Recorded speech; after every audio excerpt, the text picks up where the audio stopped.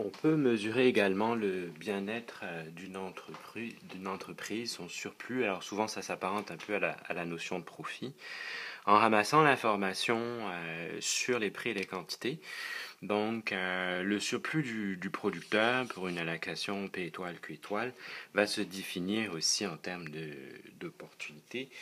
Prenons par exemple le producteur pivot ici. C'est clair que lui était prêt à vendre suivant l'allocation P étoile, Q étoile, mais on peut remarquer sur le barème d'offres qu'il y avait des entreprises qui étaient prêts à accepter un prix inférieur pour cette quantité. Ils vont être capables d'aller chercher P étoile et donc vont faire ce gain de marge sur la quantité qu'ils voulaient transiger. Alors, c'est la même chose tout au long de la courbe et on va avoir un surplus qui va être délimité ainsi par la fonction d'offre. Alors, qu'en est-il de la variation qu'on peut observer dans le surplus du producteur lorsque l'allocation passe de 1 à 2?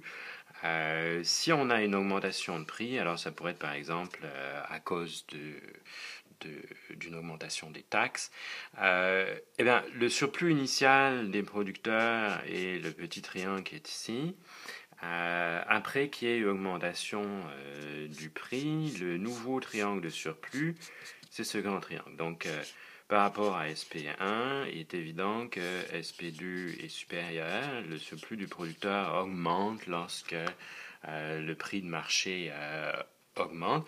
Et dans quelle mesure? Mais la variation de surplus du producteur, c'est le surplus final moins le surplus initial. Ici, on prend un exemple où le surplus final est supérieur au surplus initial, donc on va avoir un surplus positif, et il est donné essentiellement par le grand triangle, le triangle final, moins le triangle initial, c'est-à-dire ce trapèze ici,